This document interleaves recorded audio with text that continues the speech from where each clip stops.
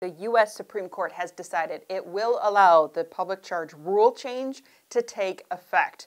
This is the inadmissibility on public charge grounds rule out of the Department of Homeland Security that's been before the courts for quite some time, most recently in front of the Second Circuit Court of Appeals, which upheld the nationwide injunction blocking that rule from taking effect. But in mid-January, the Trump administration filed an emergency appeal to the U.S. Supreme Court asking that it allow the public charge rule to take effect, even though the issue is still before the courts. And just recently, the U.S. Supreme Court issued its decision agreeing with the Trump administration that it will allow the public charge rule to take effect while the Second Circuit Court of Appeals goes through its own schedule.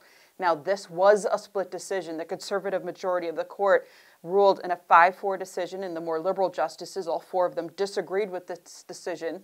But the 5 justices agreed that they would let this rule change take effect and begin the process of having it be implemented while the Second Circuit Court of Appeals goes through its schedule.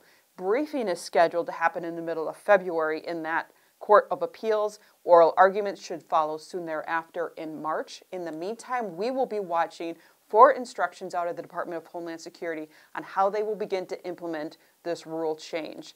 Now, it is a pretty damaging rule. There has already been a significant chill factor of people learning that the rule could be changing and already refusing public benefits for fear it could be used against them should they choose to change their status later. We will follow to see what the direct impact is once this rule is put into place, and as the issue works its way through the Second Circuit Court of Appeals, we will keep you posted. So be sure to subscribe to stay up to date.